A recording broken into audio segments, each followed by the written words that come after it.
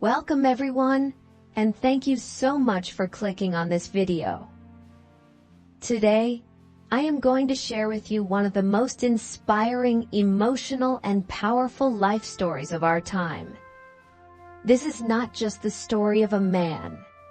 It is the story of dreams, struggles, pain, hope, hard work, rejection, belief, and victory. This is the story of a boy who was born in a small house in India, with very little money, no mobile phone, no laptop, and sometimes not even a proper chair to sit and study. But today, he is one of the most powerful CEOs in the world. He's the man who leads Google and Alphabet, two of the most influential companies in the world. This is the story of Sundar Pichai. Many people dream, but only a few turn their dreams into reality. Many want success, but very few have the patience, humility, and courage to walk the long, difficult road that leads to greatness. Sundar Pichai's story is proof that you don't need to be born rich to become successful. You don't need to have expensive clothes or luxury things. What you really need is a burning desire to learn, a never-give-up attitude, and a humble heart. So, if you are someone who is struggling in life, if you feel like giving up, if you think the world is unfair, then this story is for you. Listen till the end, because this might just be the most important video you watch today.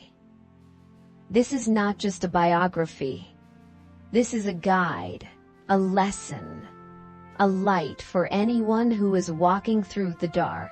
As we go through Sundar Pichai's journey, you'll hear everyday words and phrases that are easy to understand but also powerful.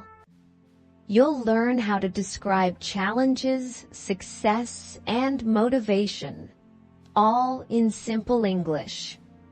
Plus, the story will help you improve your listening skills while keeping you engaged with a real, exciting life story. So not only will you be inspired, but you'll also be improving your English every step of the way. Chapter 1. The Humble Beginnings. Let us go back to the year 1972. To a crowded, noisy city called Madurai, in the southern part of India. In this city, on June 10, 1972, a boy named Pichai Sundarajan was born in a small middle-class family. The world knows him today as Sundar Pichai. His father, Raghunatha Pichai, was an electrical engineer who worked hard every day in a British company called GEC. He repaired electrical parts, worked with circuits and designs, and tried to give his family a better future. His mother, Lakshmi, was a stenographer, someone who types and writes shorthand. But she left her job to take care of her children full-time. Now imagine this. Sundar's house had no television, no refrigerator, and they lived in a small two-room apartment in Ashok Nagar, Chennai, which was known as Madras at the time. One room was a living room during the day, and at night it became the bedroom of the whole family. They didn't have a car. They used a scooter to go anywhere. There was only one fan, and during summer the house became extremely hot. But they never complained. They were happy, simple people. Sundar shared his room with his younger brother. Sometimes his relatives also came to stay in the same house. The space was small, but the dreams inside that small house were big. Sundar's childhood was filled with questions. He was always curious. He wanted to know how things worked, how a telephone works, how electricity travels, how machines are built. He asked his father many questions, and his father always answered with patience. This is where Sundar first learned the value of knowledge and learning. Every evening his father would come home from work and talk to Sundar about what he did in the factory. Sundar listened carefully. He didn't understand everything, but he learned to think like an engineer.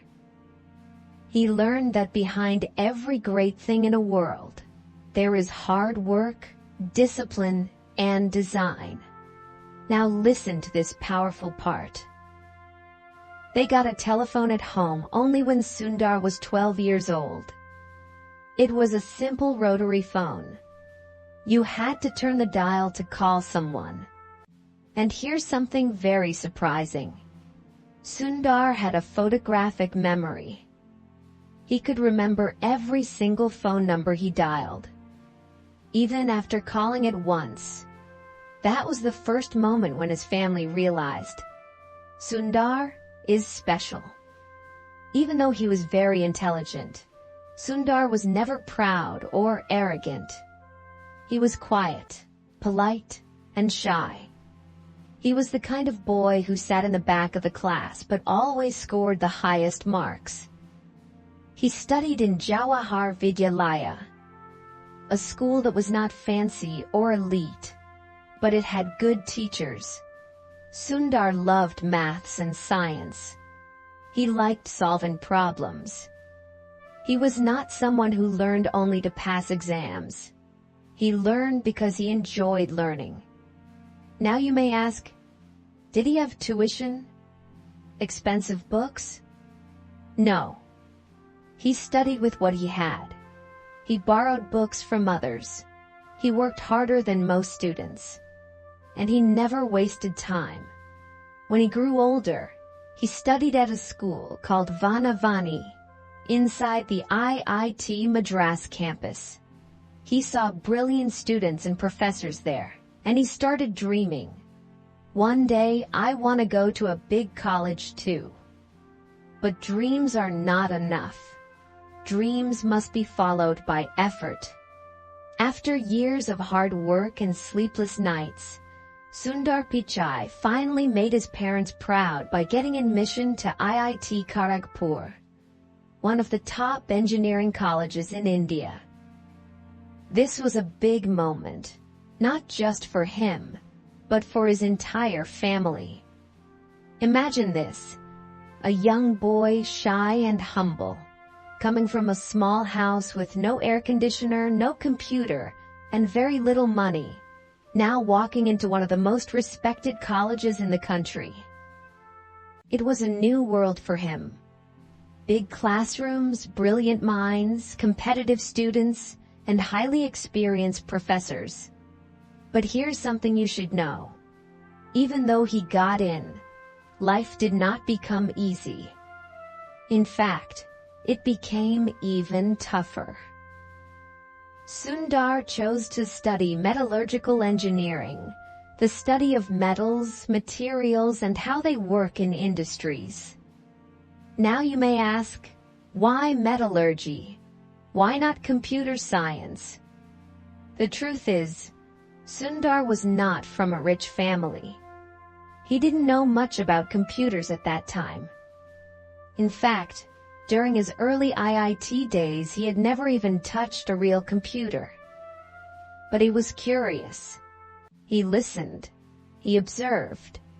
He started learning about programming and coding in his own time.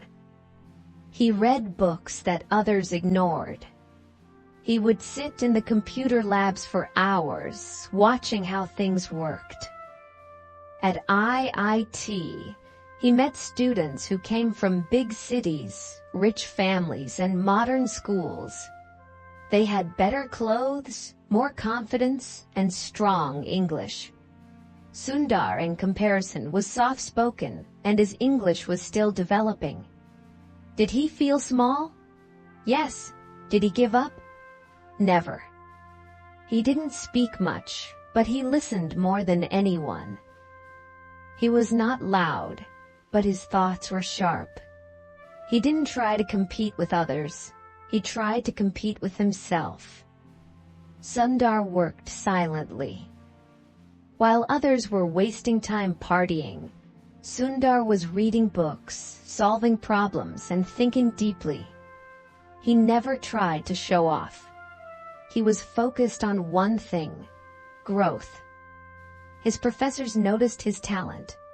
They saw that Sundar had something special, a calm mind and deep intelligence. One professor even said, "Sundar Pichai is one of the most promising students I've ever seen." During his final year at IIT, Sundar applied for a scholarship to study in the United States of America. His dream was to do a master's degree from a top university abroad. He applied to Stanford University, one of the best universities in the world. And guess what? He got selected. But now came the biggest challenge: money. The flight ticket from India to the USA cost almost $1,000 at that time, which was more than his father's entire yearly salary. Just imagine the situation. They had no credit cards, no sponsors, no internet banking, no online fundraising. Just one simple Indian family trying to support their son's dream. What do you think happened? His father didn't think twice. He took a loan, used up all his savings, and borrowed money from relatives. Because he believed, if I invest in my son's education, it will change his life. That is what great parents do. They sacrifice everything for their children. So one day, with one suitcase, a heart full of hope, and tears in his mother's eyes, Sundar Pichai took his first flight ever. From Chennai to California. He was going to a country he had never seen before, a culture he didn't understand, and a life that was completely different from what he had known. When Sundar reached Stanford University, he was shocked. Everything was so different. The people, the food, the buildings, the teaching style, even the silence in the libraries. In India, he was used to crowded streets and noisy classrooms. In America, students walked with headphones, drank coffee during lectures, and asked professors tough questions without fear. At first, Sundar felt like an outsider. He didn't understand many things. People spoke fast English.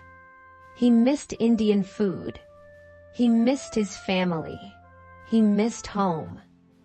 And do you know what he did when he first saw a computer with internet at Stanford? He just stared at it. Because he couldn't believe such technology existed. In his early life, he had no access to internet. But here at Stanford, he had 24/7 access to modern computers, labs, and world-class professors. He knew this was his chance. So he studied day and night. He asked questions. He made notes. He sat in the front row. He learned everything, from programming to networking to computer systems. While other students partied, Sundar worked silently. And slowly, something started to change. He began to understand the American system. He made new friends.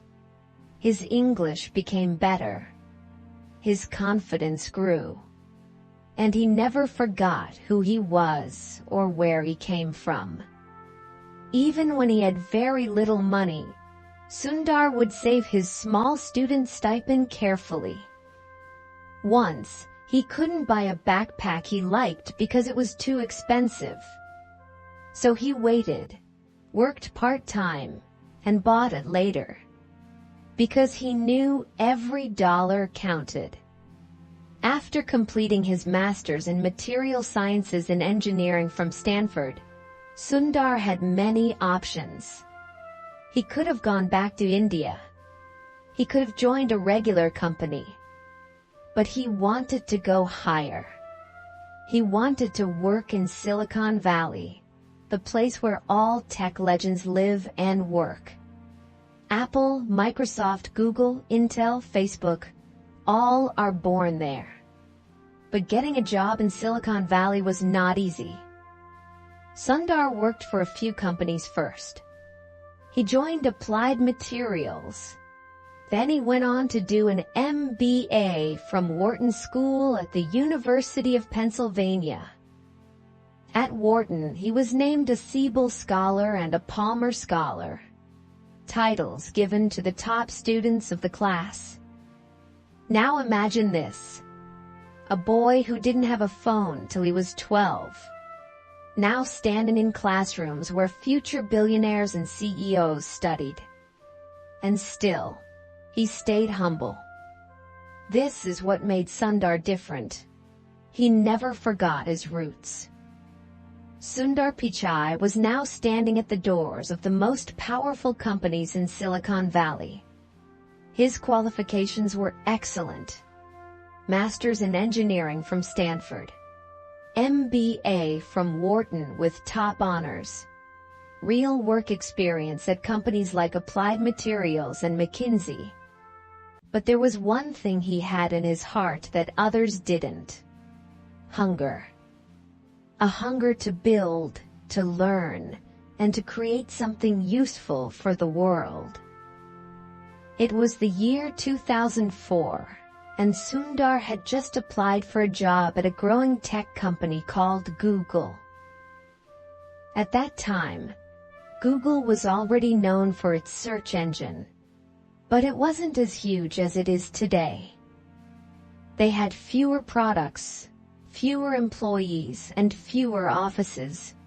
Sundar didn't know that this one interview would change his entire life. He prepared hard. He studied computer systems, logic problems, case studies. He knew he was not a typical programmer.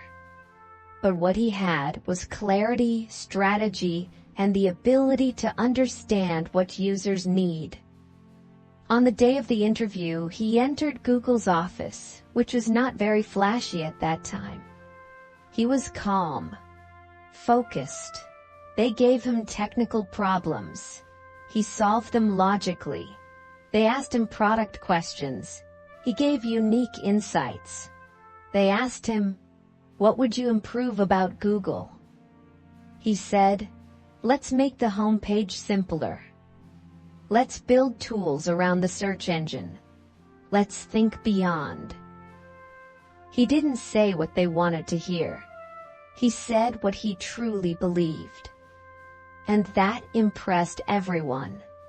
Sundar got the job. He joined as a product manager, a role where you don't just code. You also think. You solve problems. You plan the future of the product. And this role was perfect for him. When Sundar joined Google, he was quiet. Other managers were loud and confident. They had big egos. They spoke in meetings to show their power.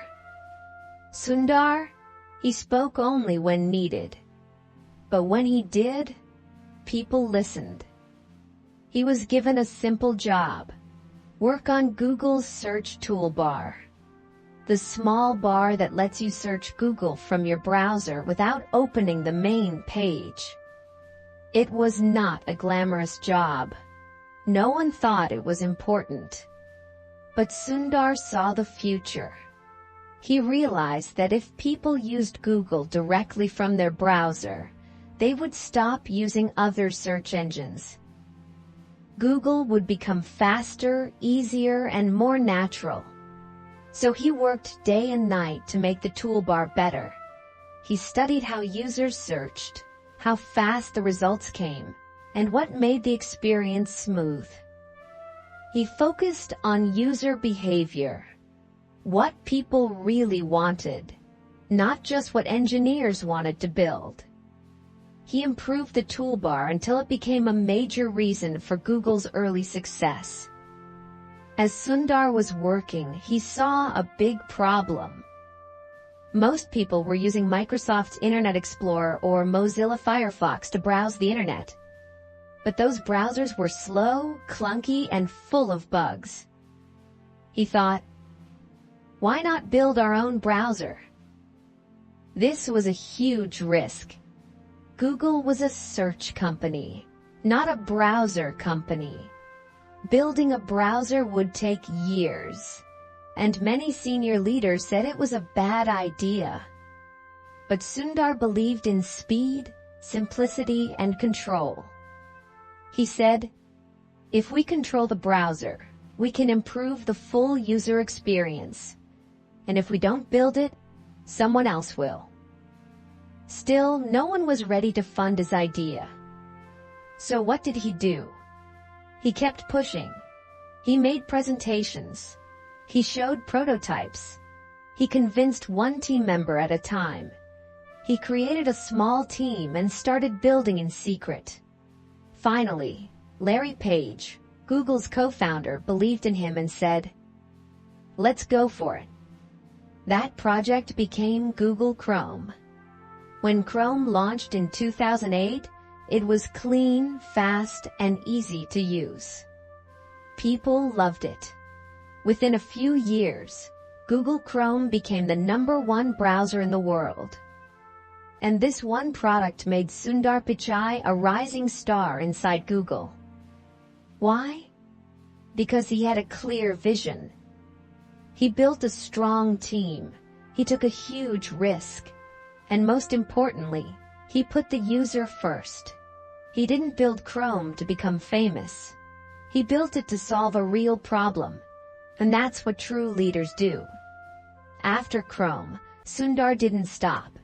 He worked on Google Drive, Gmail improvements, Google Maps, Android. He later took full control of Android.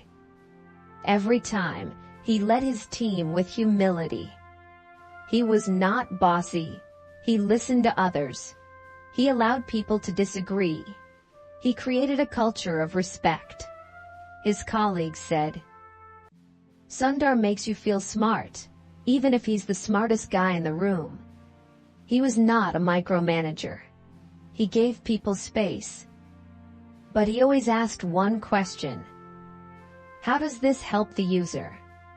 That's why his projects were always successful, because he focused on people, not just technology.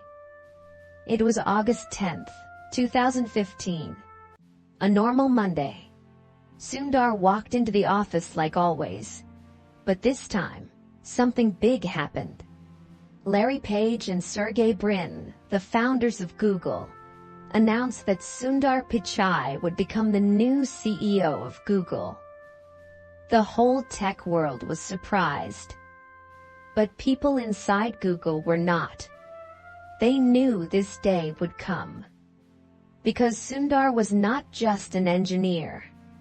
He was a visionary, a thinker, a leader, a problem solver, and most importantly, a kind and respectful human being. Think about it. The boy who grew up in a 2-room apartment in Chennai, who stood in lines to use a phone, who didn't have access to a computer until he came to the US, was now in charge of a company that controls the internet for billions of people. This was not a dream anymore. This was real life. But with great power comes great pressure. And that's what this chapter is all about.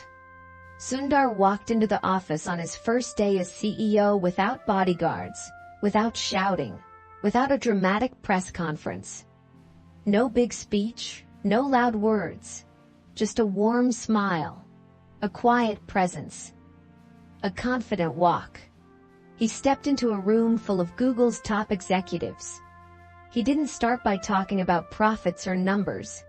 He simply asked, what's best for our users? What can we do that truly helps the world? This was the kind of leader he was. Simple, thoughtful, user-focused, and deeply human.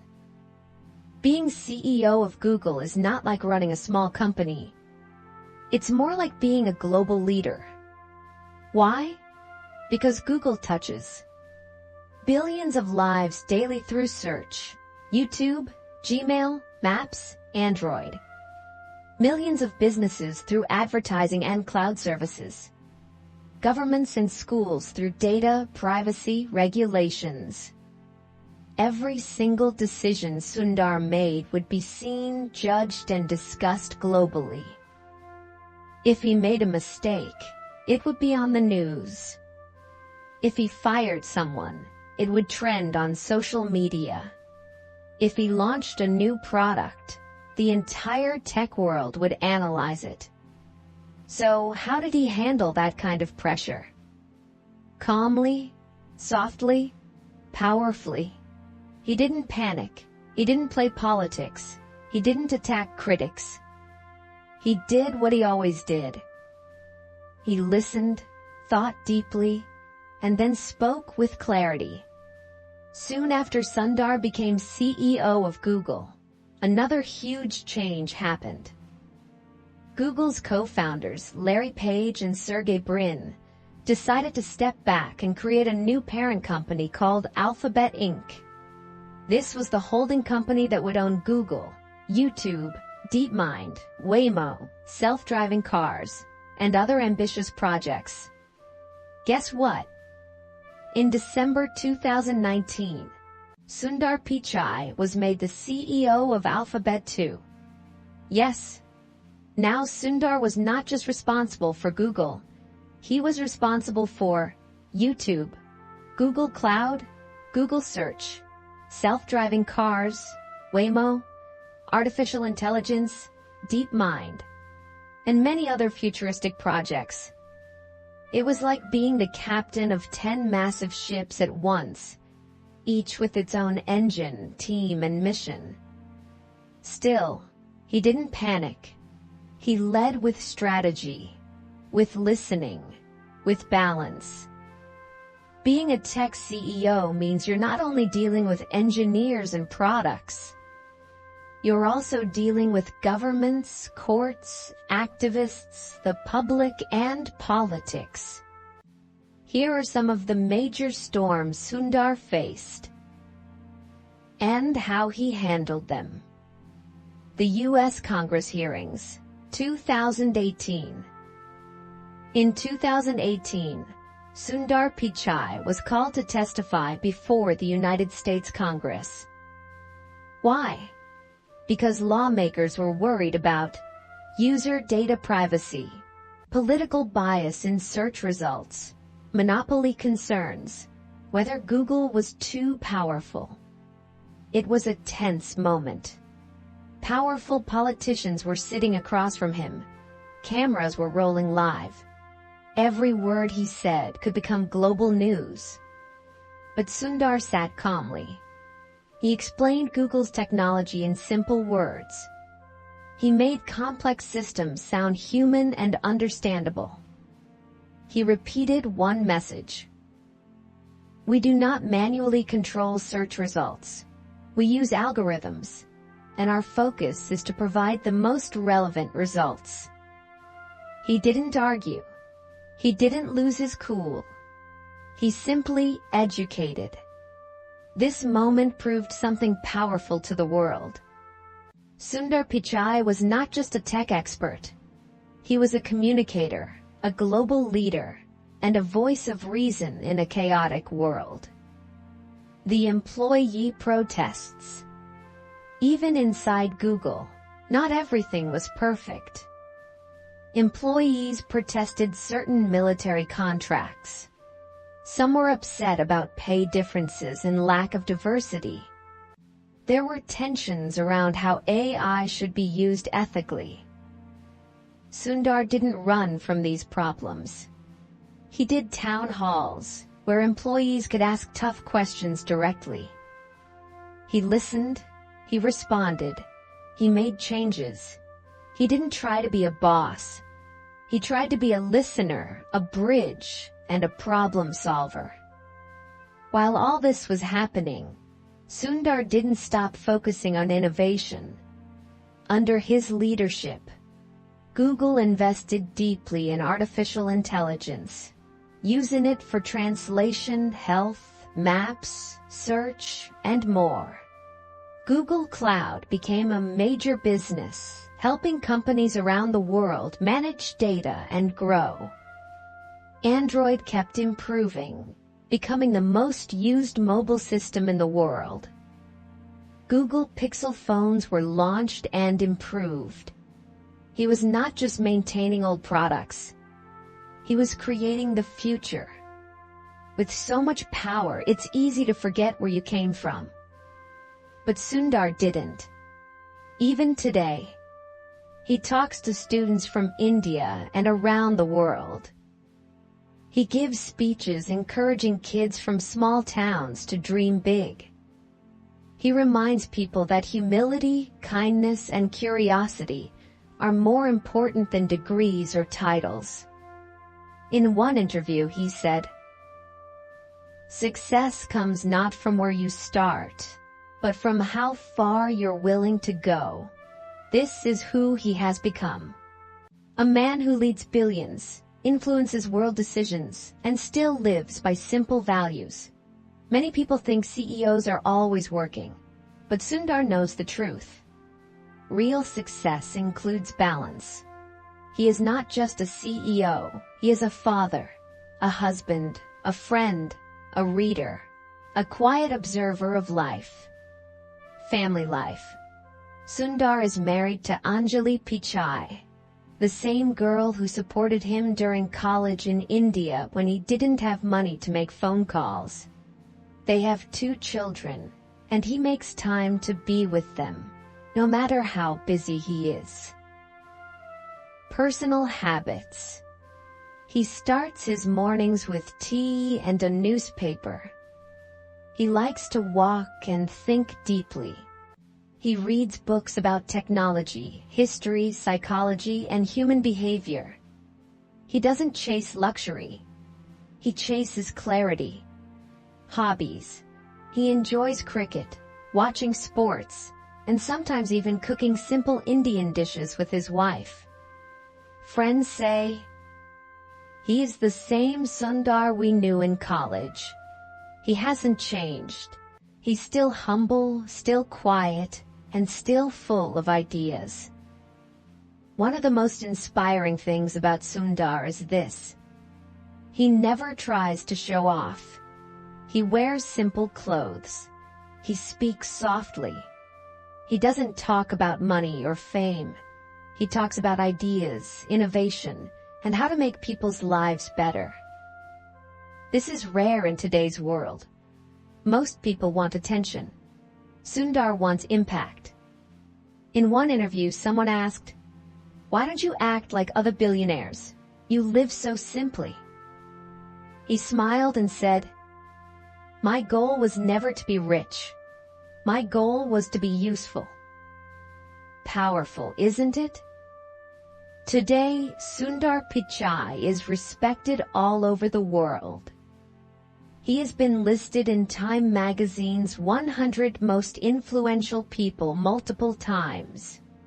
He is invited to speak at world forums about the future of AI, climate change, and digital freedom. World leaders want to collaborate with him because he understands not only technology, but humanity. Still, whenever he's praised, he says the same thing. "It's not about me. It's about the team. I just had good people around me." Again, humility wins. Let's look at his financial success now, because this also shows what's possible when you follow your passion with discipline. Net worth, as of 2025, estimated to be over $1.5 billion USD. Annual salary, around $240 million per year, including bonuses, stocks, and performance rewards.